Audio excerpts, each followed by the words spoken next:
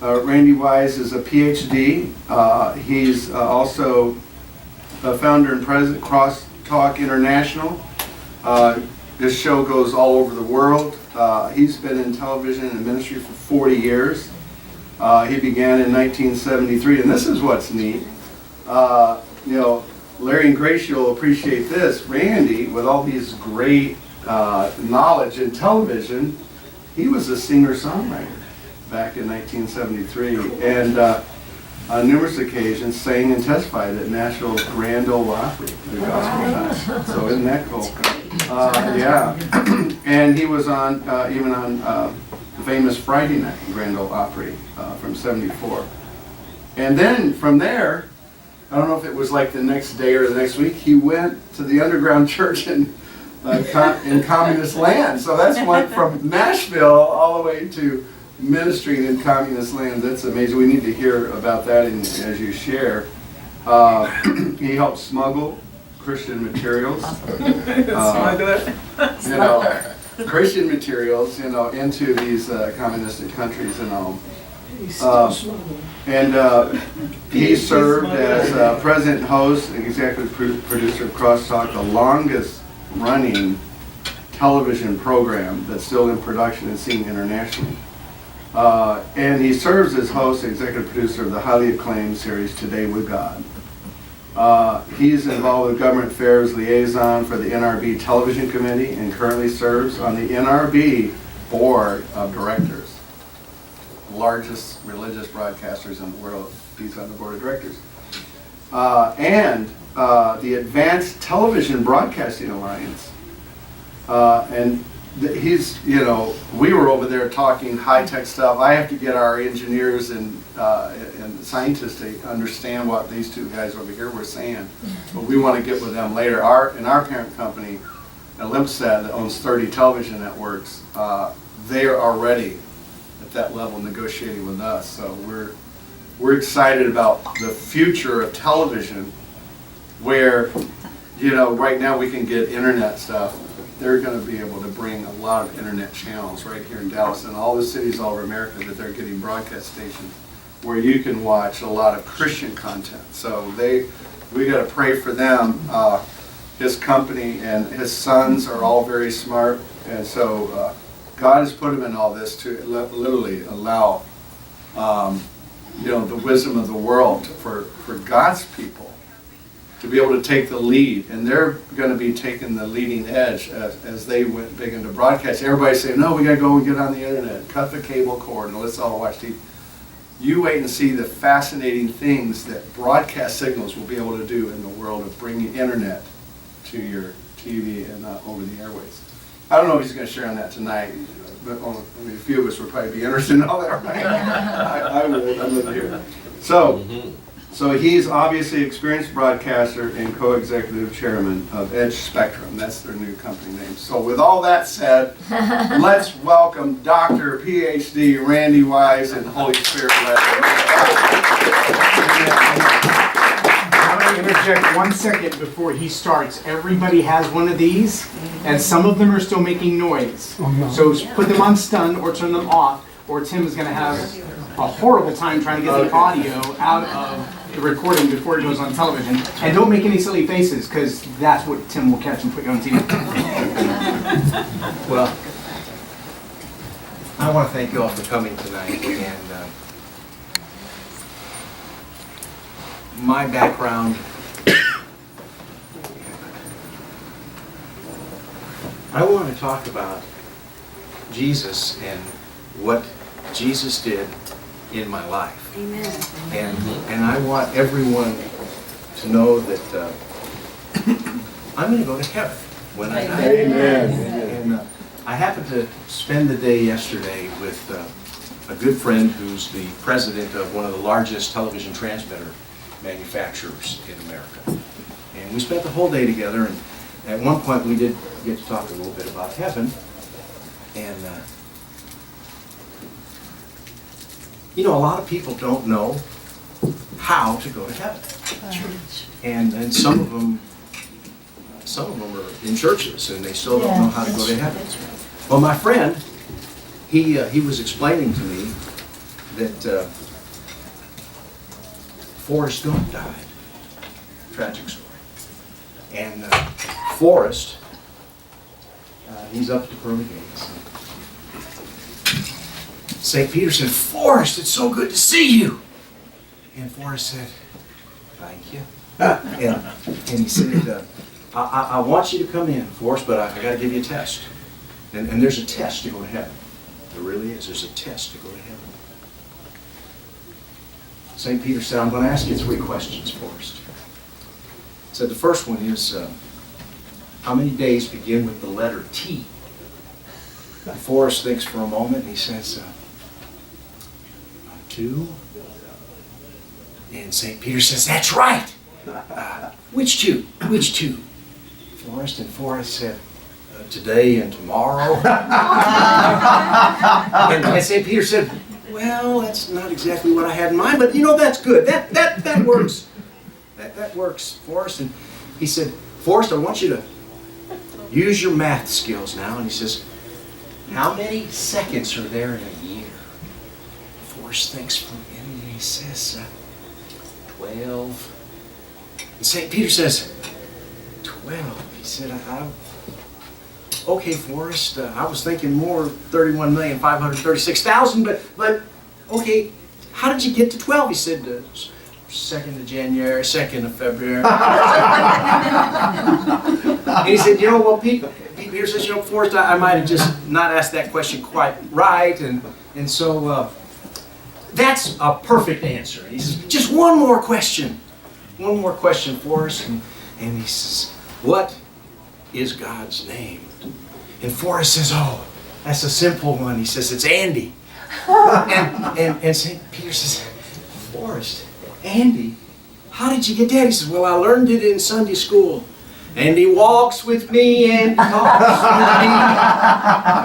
Now, I want to clarify, there is a test to get into heaven. You must be born again. Yeah. Amen. And I want to tell you how that happened to me. I am a child of the 60s. Sex, drugs, rock and roll. I'm Jewish. I was born into a very observant, traditional Jewish home. But being Jewish, just like being Catholic, just like being Lutheran, just like being Pentecostal, being a part of any religious group isn't necessarily sufficient to keep you from sin. Sometimes there's just no power to keep you from sin. And though I love Judaism and Jews, it didn't keep me from sin. In 1965, as a young teenager, I joined a rock and roll band. Music had a pretty bad effect on me. And by 1968, I started using drugs, LSD. By 1970, I was going to Indiana University and I quit college. I had tried everything from marijuana to black tar, heroin, and I was living a pretty pathetic life.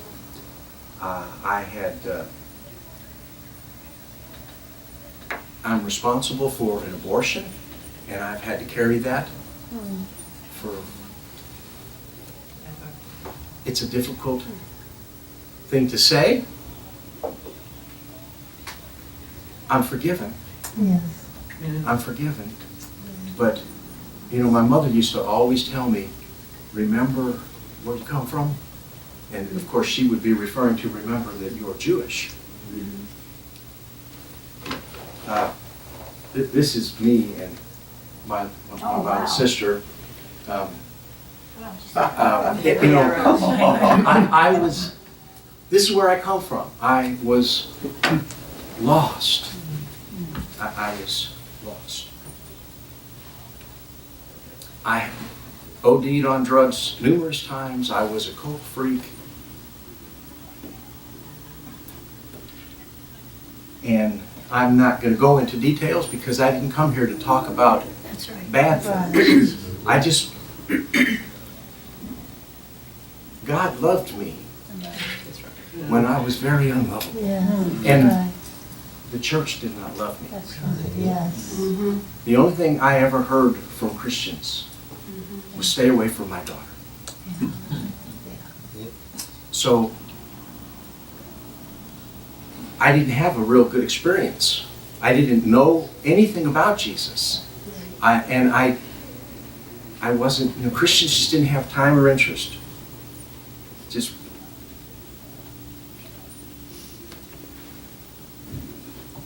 and I became a drug pusher.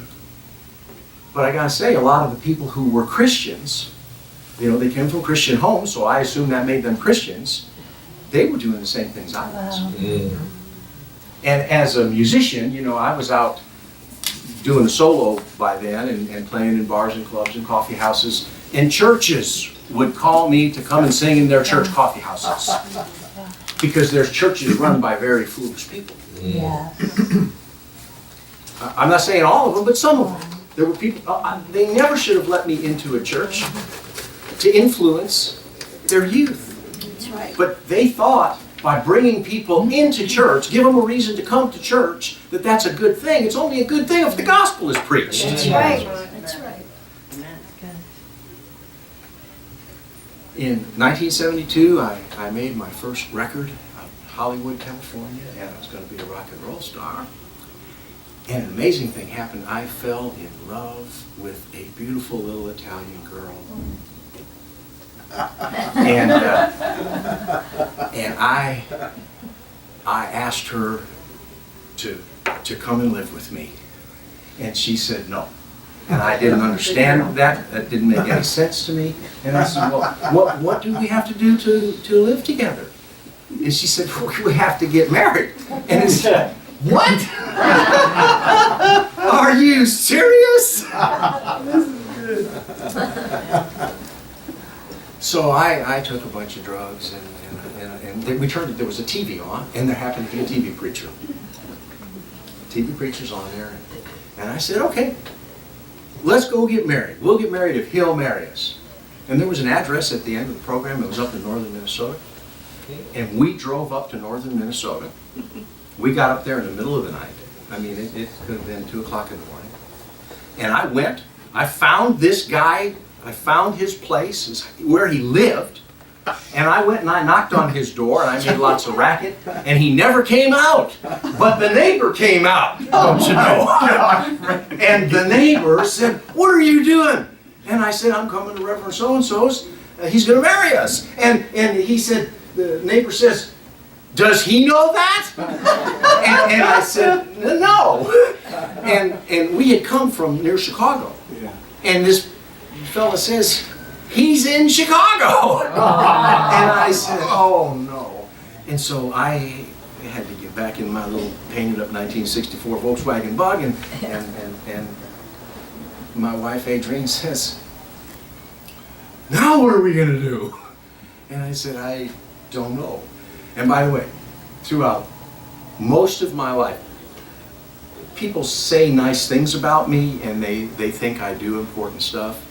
Most of the time I really don't know. I don't know much. I mean, I know a lot about a little, but it really is not stuff people are interested in. And most of the time I'm doing stuff, just taking the step that the Lord shows me to take, one step. Okay, I just, there's so much I don't know. And what are we going to do? And I said, I don't know. We got back in the Volkswagen, middle of the night, driving back to the Chicago area, and it was a blizzard, and we got stuck out in a drift up to the running boards of this little Volkswagen, had to get towed out. And we didn't, she says, now what are we going to do? I don't know. And the next day, we get back to her parents' house, and they had already alerted the police. And her father came out, and I didn't know her parents, and I was always afraid of parents. I'd stayed away from parents. And her father came out, and he's at the door on the steps, and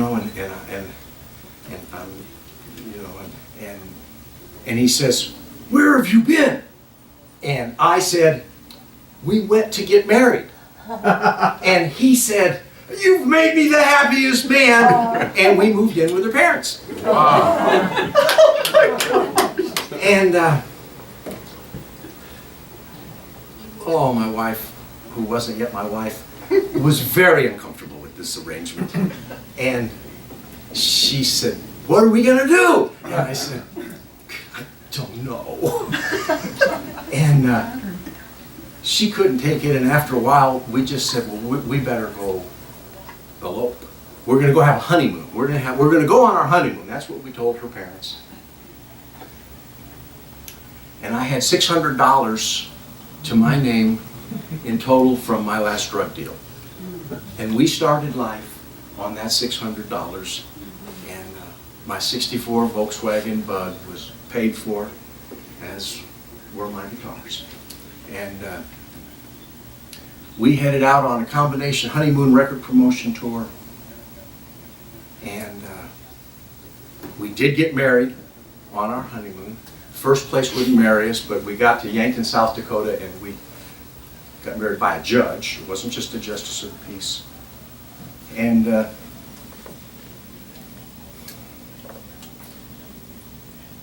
was scary. I all of a sudden, it was like I'm married, and I didn't know how to do that. I was an unkind man. I was rude. I was very inconsiderate. And I don't know why she stayed with me.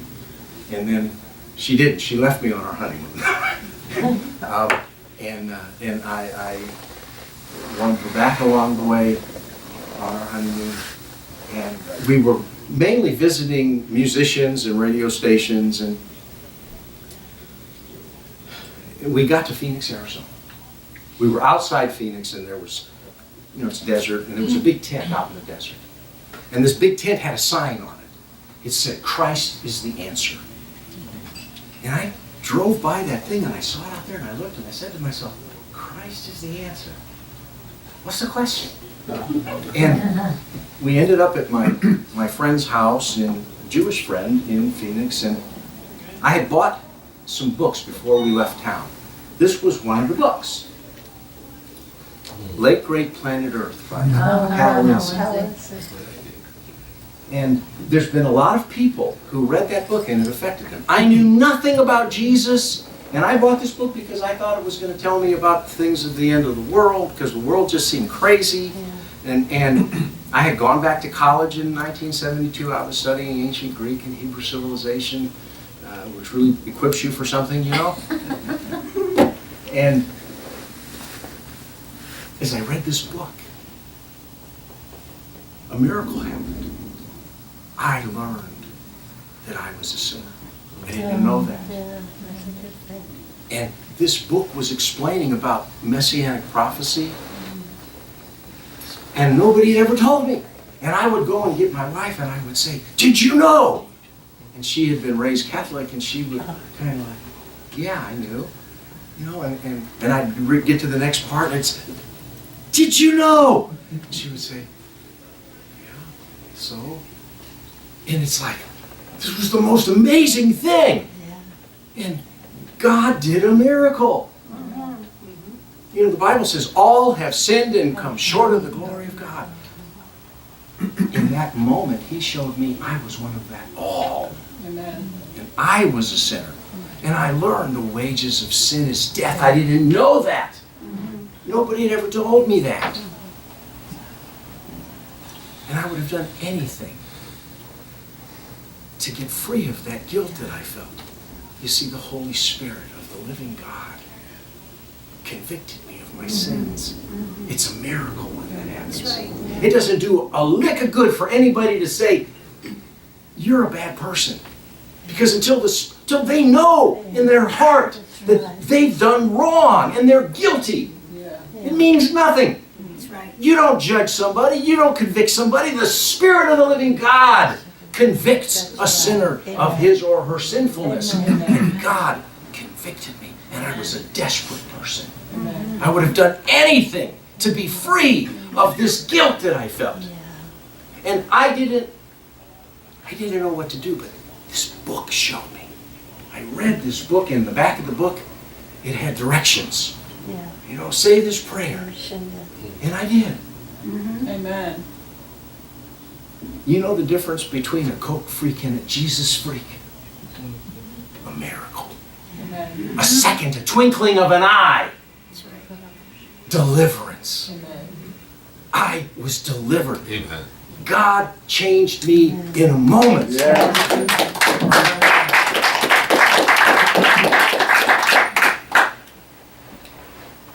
I told my wife and I told my friend, I know what we have to do. That tent out there in the desert, it said Christ is the answer. And I said, we're going back to that tent tonight. And my wife said, no, we're not. And my friend said, you know, you're on a drug trip, you know. And I said, no, we got to go back to that tent. Come on, we got to go back to that tent. And I drugged them out to that tent. And man, there were long-haired people just like me with long beards singing, playing music. They were carrying on. And it felt a little bit like I got home. And now I was saved. I was saved the moment I asked God to forgive me of my sins. The moment I depended on the sacrifice of Jesus, I was saved. But it was a great opportunity to be amongst the people of God. And these were God's people. These were Jesus freaks. And so when it was all done, I'd never been in church. I mean, I'd been for a wedding or a funeral or something. I didn't ever. The preacher got up, you know, and he talked, and I could tell when they got to the end of this thing, there's something happening here, and people started going forward.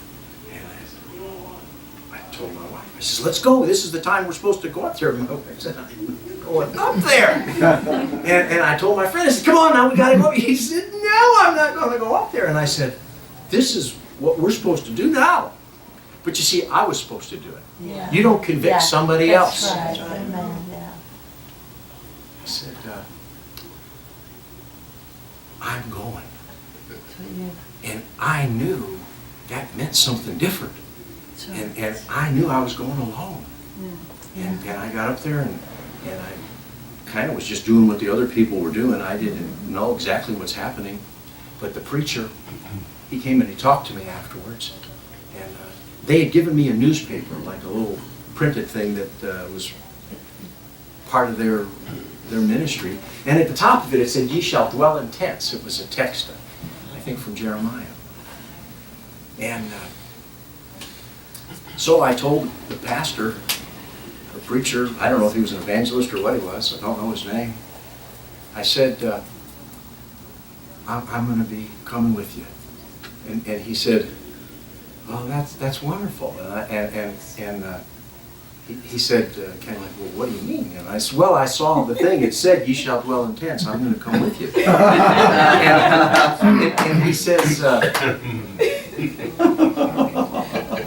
and I said, but look, my wife's not going to come. And he said, excuse me? I said, my wife, and I pointed to her, and I said, she's not going to come. And he said, what do you mean? And I said, well, she didn't want to come up here, and I'm sure she's not going to come and live in a tent. And the fella says, are you married? I said, well, yes, sir, I am. And we're on our honeymoon. And he says, son, you have to dwell with your wife. And I said, no, she's not coming. You know, and he says, no, son. He says, have you read the Bible? And I said, no, I read the late great Planet Earth. And he says, son, you have to dwell with your wife. And he gave me a Bible, and I said, oh, okay. I didn't know what to do. But he said I had to stay with my wife, and now I had a Bible, and so I'm staying with my wife. And I knew I had to tell people. When God saved me, He called me to tell everyone that Jesus Christ changed my life. And everyone who is saved is called with the same very simple call to tell everyone that Jesus changed my life. That's right. Amen. Hallelujah. Amen. If you're not telling people, I want to ask you, are you sure you're born again? That's right. Are you sure you know the living God? Because how can you know something so marvelous and keep it to yourself? Hallelujah. So I knew I had to go tell my best friend what happened to me. And we drove out to California to see my best friend. And I told him, Jesus changed my life. I'm saved. I'm born again. We were friends since I was, 8 years old probably. And his parents were Pentecostals. He was not saved. And he said to me, and this was kind of classic, he says, "You're saved." I said, "Yes." He says, "Have you been baptized?" I said, "No, what's that, And he says, "Oh, you have to be baptized. If you died today, do you know?" And it's like, "Oh, wait, I didn't know about that." And he says, "Yeah, you have to be baptized." He actually said, "Baptized." That's what he said. He passed away some years ago, and I preached his funeral. And, he also used to say, battery. Battery and baptized. But anyhow.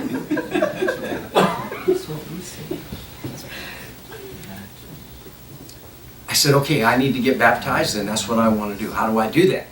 And he said, "Well, if it was me, I would go to this little Pentecostal church." And I said, "Okay, well, let's go do that." He said, No, I'm not doing that." And I said, "I'm going to go do that." And I told my wife, I said, "I'm going to go do that." And I said, "So come on." And I went. We were there on a Saturday night. Sunday morning, he told me Saturday night, Sunday morning, I'm going to this little Pentecostal church. But Saturday night, it was a terrible night. I was afraid. I was confused.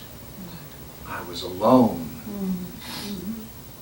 I knew that there were strange things happening to me.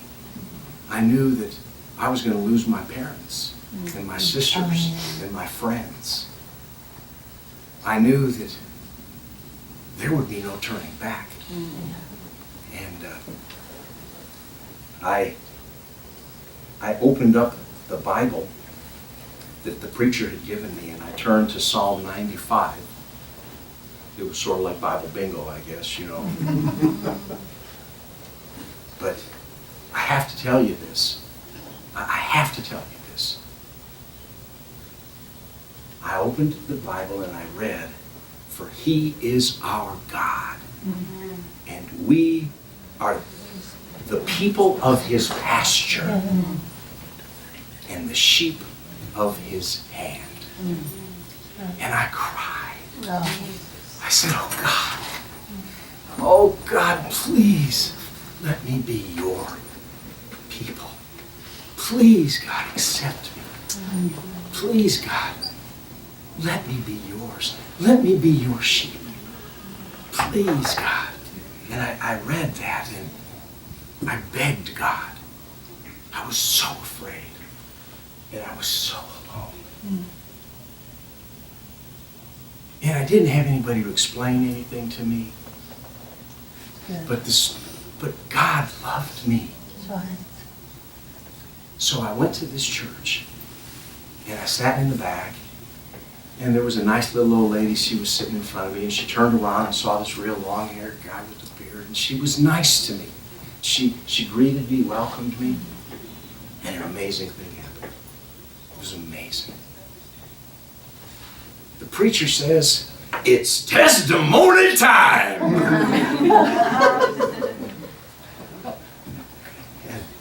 And this old guy, he could have been 40. No, he was old. He had to be old. He had to be older than me. He was old. This old guy walks up on stage and he says, I have a testimony. The greatest miracle would have happened to me, and it happened to me 30 years ago. God saved me. And I am sitting in the back and it's like, oh my God! Nobody ever did anything like that in Temple. I promise you, we never saw anything like that. And I was just dumbfounded. Now, I want to tell you something. If God ain't done something for you in 30 years, if the greatest thing that happened was 30 years ago, you need to get a little bit closer into God, because God wants to do stuff in our lives. Amen. But at that time, I didn't know. I was astounded. And then the next incredible thing happens. This little old lady was sitting in front of me. She stands up. She's facing the stage, and then she starts talking. And not in any kind of language that was from those parts, okay? And I didn't know what's going on. But then a more amazing thing happened. The Spirit of God spoke my prayer back to me. Hallelujah. From Psalms 95, verse 7. And He answered my prayer. And I want you to know, in retrospect, knowing how the Spirit of God works and that the gifts of the Spirit are real. Amen. What really was happening, but nobody could explain it to me, and nobody took the time or bothered. I was given the gift of interpretation in that moment, because God wanted to tell me what I needed to hear so that my heart would be at peace and I would know I was accepted. Amen. And that I wasn't alone. That's right. And I heard and understood some of the message she gave in tongues. Praise God. And then she sat down and I stood up and I'm up at the front. And I'm telling this pastor, I want to get baptized. Wow. And that night, I went back and I got baptized. And I have been telling everybody that I can since I left that tent that Jesus changed my life. Amen. Jesus is alive. And I'm born again. Hallelujah. Amen. Hallelujah. I don't want anybody in this room to even think about leaving this room if they're alien from God and not having the power of the Spirit of God to direct your steps, to have the power of the Spirit of God to infill you, guide you.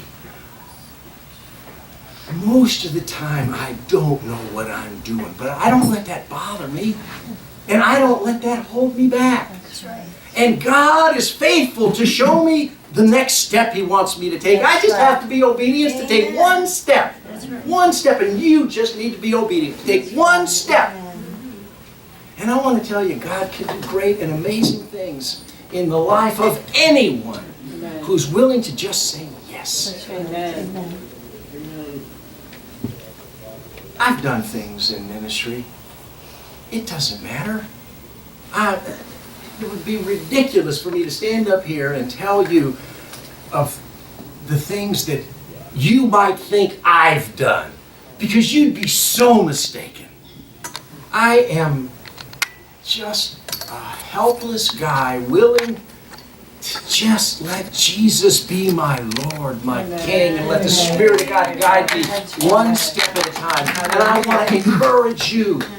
Be willing to let God direct your steps one step at a time. And if He has you to do something impossible, it's His problem. It ain't yours. Amen.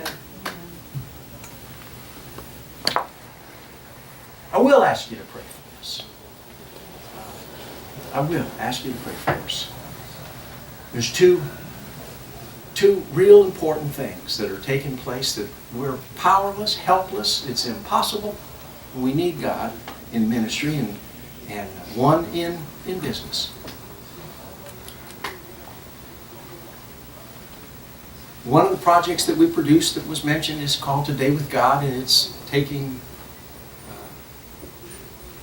4 books of the Bible in theatrical release, dramatic presentations that we've licensed.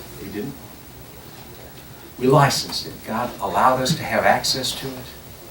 And we've created it in an episodic format for television and for evangelistic use. And there's thousands of pastors and thousands of seminary students in Cuba that are using the Cuban Spanish version. And we want to, and there's been thousands of people that have come to faith through what God has done. Amen.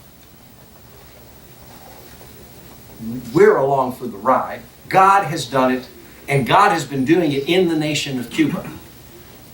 Pray that Cuba will be won for Christ. Amen. Amen to that. Amen. They need the gospel, and they're hungry for the gospel. And the second part of this is that same project. There's 1 billion people in India. And the project has been being used in India with great effectiveness. One of the pastors was telling us that there was a church of 20 people, I think. And was it 20 people? Was that what they said?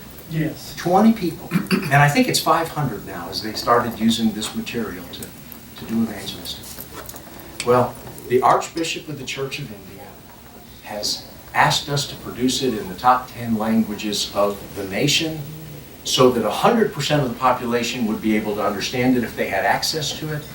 And he's personally committed to take it to 10,000 churches. Amen. And the 10,000 churches will take it to the people. Hallelujah. Pray for the project in India. Amen. And on the business side, pray for Edge Spectrum Inc. You're aware of the consolidation of media, the mergers and acquisitions, that our nation's ability to communicate is going to be monopolized. There's going to be half a dozen gatekeepers left that will be deciding what's fit for the airwaves, okay? That's what it's going to come down to unless somebody does something. And we're trying to do something. God gave me an assignment about 10 years ago to capture the bandwidth and lay it at the feet of Jesus. And we have about 144 Christian television stations that we've built or bought or expanded around the country now. And we're going to build, we have construction permits from the FCC to build another, I think a total now of 280 some. We have to do this, and I don't know how.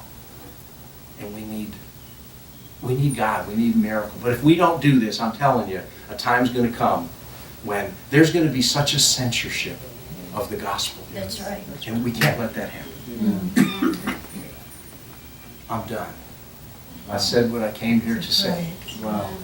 If there's anybody here that lacks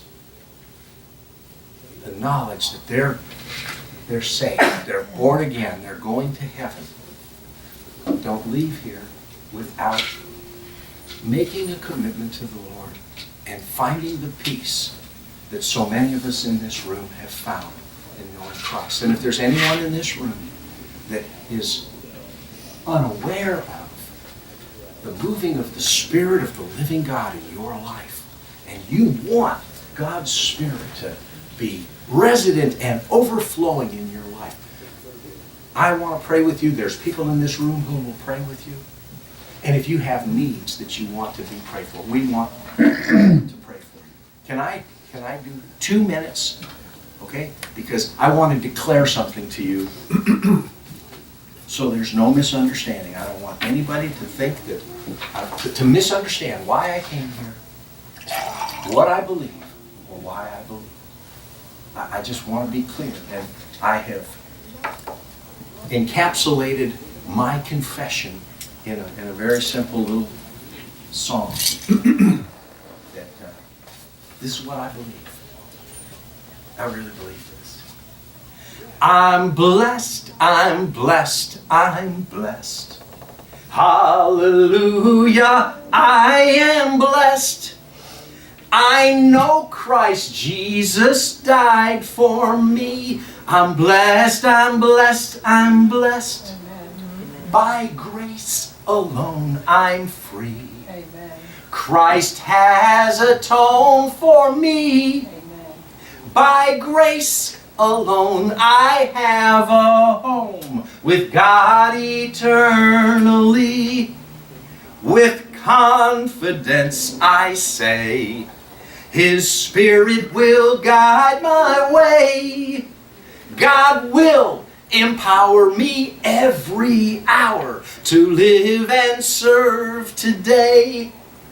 By faith I'm saved today. By the life, the truth, the way, my faith in Him now hides my sin. That faith allows me to say, I'm blessed, I'm blessed, I'm blessed. Give thanks and proclaim I'm blessed. Salvation's mine by God's design. I'm blessed, I'm blessed, I'm blessed. I'm blessed, I'm blessed, I'm blessed. Thank you so much.